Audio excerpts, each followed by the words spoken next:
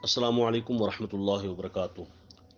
रियाज भाई, ये voice message किसी टीएलपी के दोस्त ने आपको भेजा है। बलूचिस्तान से इनका ताल्लुक़ है और इनका पॉइंट वैलिड है। चले, इनकी बरकत से बाकियों को भी मालूम हो जाएगा।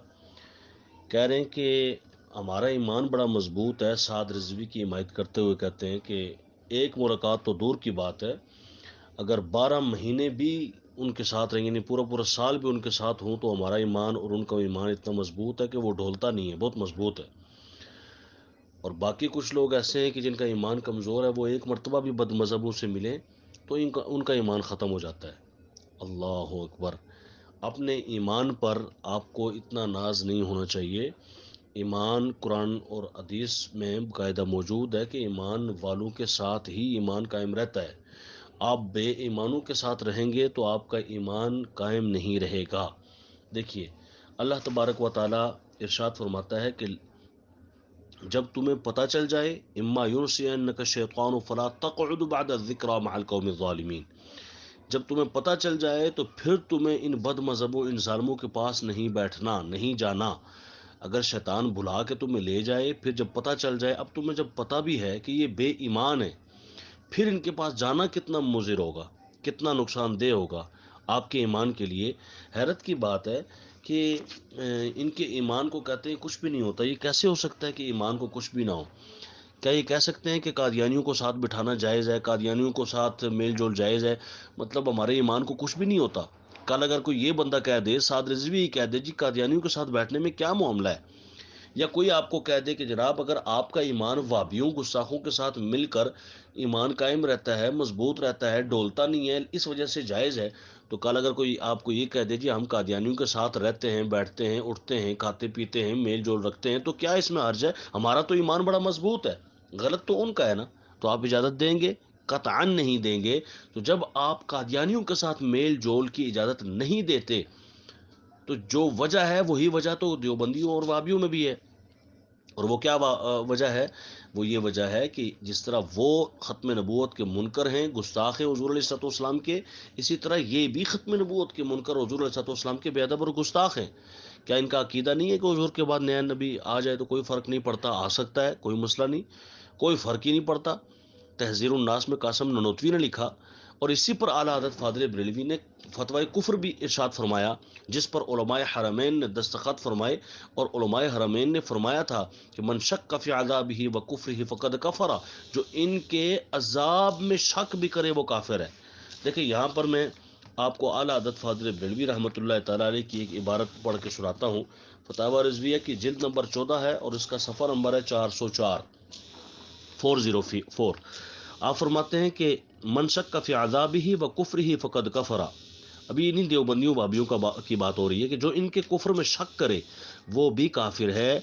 जब इनको मुसलमान समझना दरकिनार, उनके कुफ्र में शक करना मौजूब कुफ्र है, तो माअज़ल्लाह इन्हें आलिम दीन या पैरवे सुन्नत समझना किस कदर अखपस होगा। वज़ालिका जज़ाउल ज़ालिमीन, और ज़ालिमों की जज़ा यही है। अल्लाह अज़्ज़ा वजल सब खुबसा के शर से पनाह दे और मुसलमान भाइयों की आंखें खोले और दोस्त दुश्मन पहचानने की तमीज़ दे। अरे किसके दुश्मन, दोस्त दुश्मन? मोहम्मद रसूलुल्लाह सल्लल्लाहु अलैहि वसल्लम के दोस्त और दुश्मन। अफसोस अफसोस हजार अफसोस के आदमी अपने दोस्त दुश्मन को पहचाने, अपने दोस्त के साय से, अपने दुश्मन के साय से भागे, इसकी सूरत देखकर आंखों में खून उतर आए, और मोहम्मद रसूलुल्लाह सल्लल्लाहु अलैहि वसल्लम के दुश्मनों, उनके बदगोयों, उन्हें गालियां लिख कर शाया करने वालों, उन खबीसों के हम मजहबों, हम प्यालों से मेल जोल रखे। क्या क़यामत ना आएगी? क्या हशर ना होगा? क्या रसूलुल्लाह सल्लल्लाहु अलैहि वसल्लम को मुंह दिखाना नहीं? क्या उनके आगे शफाअत के लिए हाथ फैलाना नहीं? मुसलमानों, अल्लाह से डरो, रसूलुल्लाह सल्लल्लाहु अलैहि वसल्लम से हया करो। अल्लाह अज़्ज़ा वजल तौफीक दे, आमीन, वल्लाहु ताला आलम। अब ये हुजूर अलैहिस्सलाम के बारे में साफ साफ लिखा कि हुजूर अलैहिस्सलाम के दोस्त कौन हैं, दुश्मन कौन है, उन्हें पहचानो। और ये वहाबिया दयाबना, ये हुजूर अलैहिस्सलाम के दुश्मन हैं, इन खारजों को पहचानो। और आगे सफ़ा नंबर 405 पर जवाब इरशाद फरमाते हो फरमाते हैं कि, और फरमाता है जल्ला अला, यानी अल्लाह तबारक व तआला, वमन यतवल्लहुम मिनकुम फइन्नहु मिनहुम, जो तुम में से इनसे दोस्ती करेगा वो बेशक उन्हीं में से है। ٹھیک ہو گیا. یہ ہے قرآن عظیم کی شہادتیں کہ ان سے دوستی جو ہے یہ کفر ہے. ان سے دوستی نہیں رکھنی، ان کی تعریفیں نہیں کرنی، اور ان کو جو ہے وہ پروٹوکول نہیں دینا کہ جو قرآن و سنت کے خلاف ہے. اب دیکھیں بہت ہمبلی ریکویسٹ ہے اور بڑی جو ہے وہ ٹھنڈے دماغ سے اس چیز کو سوچیے گا کہ یہ لوگ کیا لائق تعریف ہیں جن کی سعد رضوی نے تعریف کی؟ کیا یہ لائق تعظیم ہیں کہ جو تعظیمی کلمات یہ لوگ بولتے ہیں؟ آپ یقین کریں اللہ تبارک و تعالی ارشاد فرماتا ہے کہ لا تجد قوما یؤمنون باللہ والیوم الآخر یوادون من حاد اللہ ورسولہ ولو كانوا آباءهم او ابناءهم او اخوانهم او عشیرتهم اولئک كتب فی قلوبهم الایمان وأیدهم بروح من. یہ بلوچستان کے دوست نے کہا کہ جناب ہمارے بلوچستان میں ایک بھائی دیوبندی ہے، دوسرا سنی ہے، ان کے رزق روزی ایک ہے، تو آپ اس بارے میں کیا کہتے ہیں؟ تو بھائی قرآن سے پوچھئے، ہم کون ہوتے ہیں خود اپنی طرف سے کہنے والے؟ قرآن کہتا ہے تو نہ پائے گا اے محبوب صلی اللہ علیہ وسلم، تو نہ پائے گا ان لوگوں کو جنہیں اللہ اور قیامت پر ایمان ہے کہ اللہ و رسول کے مخالف سے دوستی کریں، اگرچہ وہ ان کے باپ یا بیٹے یا بھائی یا عزیز ہوں.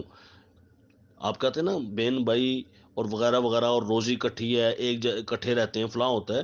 یہاں اللہ اور رسول کی مخالفت اگر کریں تو فرمایا اگرچہ ان کے باپ ہوں، اگرچہ ان کی ماں ہو، اگرچہ ان کی بیٹی ہو، بیٹا ہو، بھائی ہو، بہن ہو، عزیز ہوں، رشتہ دار احباب جو بھی ہوں، فرمایا ایسا ہو نہیں سکتا کہ اللہ اور اس کے رسول صلی اللہ علیہ وسلم کے گستاخ اور دشمن ہوں اور ان کا عقیدہ ہو کہ اللہ جھوٹ بول سکتا ہے، جیسے کہ دیوبندیوں کا، اہل حدیثوں کا، وہابیوں کا عقیدہ ہے.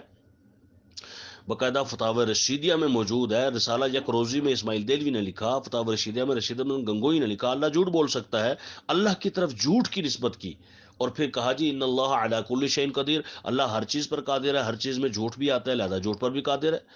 حالانکہ ان اللہ علی ما یشاء قدیر ہے کہ اللہ ہر چاہی ہوئی چیز پر قادر ہے اور اس کی چاہت میں جھوٹ نہیں. ٹھیک ہے. اب وہ کہتے نہیں بولتا نہیں ہے، جھوٹ بول سکتا ہے. اگر ہم کہیں کہ بھئی کوئی چیز نہیں کر سکتا تو اس کا مطلب ہے وہ کچھ نہیں بھی کر سکتا. تو بھئی بات یہ نہیں ہے کہ کچھ نہیں کر سکتا، بات یہ ہے کہ نسبت جو اللہ کی طرف کی جا رہی ہے کیا وہ ٹھیک ہے یا غلط ہے. تو اس جھوٹ کی نسبت یہ کفر ہے. ٹھیک ہے. دیکھیں کیا یہاں لفظ زنا لگا کے اس نسبت کو، ٹھیک ہے، جیسے کہ اللہ تعالیٰ جھوٹ بول سکتا ہے تو جھوٹ کی جگہ زنا کی نسبت کو اللہ کی طرف منسوب کر سکتے ہیں. تو سارے وہابی دیوبندی کہیں کہ نہیں کر سکتے جی، او ہو یہ بہت غلط بات ہے. تو جھوٹ اچھی بات ہے، جھوٹ بھی تو بہت غلط بات ہے. ٹھیک ہے. جھوٹوں پر تو اللہ کی لعنت ہوتی ہے. اسی طریقے سے یہ عقیدہ کہ حضور علیہ الصلوۃ والسلام کا علم کم ہے اور شیطان کا علم زیادہ ہے، اور اسی طرح یہ باتیں کہ حضور علیہ الصلوۃ والسلام کے برابر اللہ تعالیٰ چاہے تو کروڑوں پیدا کر ڈالے، حالانکہ اللہ کی چاہت میں ایسا نہیں ہے. اللہ نے چاہت بتا دی ہے قرآن کے ذریعے، ما کان محمد ابا احد من رجالکم ولکن رسول اللہ وخاتم النبیین. محبوبہ تجھے آخری نبی بنایا بس، اور کوئی نہیں آ سکتا. جبکہ وہ بھی کیسے کہتے ہیں آ سکتا ہے. تو ایسے لوگوں کے ساتھ مل کر پھر میرا سوال ہے تمام اس قیادت سے اور سعد رضوی اینڈ کمپنی سے کہ یہ خدا را امت کو بتائیں، کیا یہ کہہ سکتے ہیں، بتا سکتے ہیں کسی پلیٹ فارم پہ کہ جناب، کیونکہ یہ کہتے رہتے ہیں نا کہ فلاں سن میں فلاں ہمارے سنی عالم نے فلاں وہابی کے ساتھ مل کر ختم نبوت کا کام کیا، فلانے کے دور میں، فلانے کے دور میں، فلانے کے دور میں. تو بھائی ایک ہی سوال ہے، کیا آپ یہ بتا سکتے ہیں کہ گستاخ رسول کے ساتھ مل کر ختم نبوت کا کام کیا جا سکتا ہے؟ اور وہ گستاخ رسول کہ جسے عام کسی مولوی نے گستاخ نہ کہا ہو اس کی غلط عبارت کی روشنی میں، کفری عبارت کی روشنی میں، بلکہ اس نے کافر کہا ہو، فتویٰ لگایا ہو گستاخ رسول کا اور کافر کا، جسے دنیا امام اہل سنت، امام عاشقہ، امام محمد رضا خان کہتی ہے. اور فرمایا کہ من شک فی عذابہ و کفرہ فقد کفر. ان کے تو کفر میں شک کرنا بھی بندے کو کافر بنا دیتا ہے. اس لیے بھائی بات یہ ہے کہ ویسے دل میں تعظیم اور توقیر نہ ہو، بہن بھائیوں سے کسی سے سلام کرنا، مل لینا، یہ اور بات ہے، لیکن اس طرح عقیدہ رکھنا کہ وہ مسلمان ہیں اور ان کی تعریفیں کرنا، ان کے ساتھ شاہمن کس نورانی انداز سے رحمۃ میل اللہ جول تعالیٰ رکھنا، علیہ نے یہ غلط تو بات ہے. اسے آپ سمجھنے کی 74 کی کوشش کریں. اسمبلی میں جب آپ نہیں قادیانیوں کو سمجھتے اس کافر چیز کو قرار دیا جا کہ رہا تھا، بھائی اس وقت اس سے فرمایا کتنا تھا خرابہ پیدا کہ ہوتا ہے. یہ جو اب ان لوگوں کی لکھنے وجہ سے والے ہیں نا دیکھیں کہ آپ حضور اس کے طرح کی بعد نیا باتیں کر نبی آ رہے ہیں. سکتا ہے، اللہ ہم ان تبارک کو و بھی تعالی کافر حیات نصیب سمجھتے ہیں، فرمائے. اس عبارت کے کوئی ماننے بہن والے کو اگر کافر حضور کے سمجھتے ہیں. مخالف ہے تو یہ کچھ بھی سعد نہیں رضوی لگتا. اینڈ کمپنی میں ہمت ہے تو کہہ کے دکھائے نا.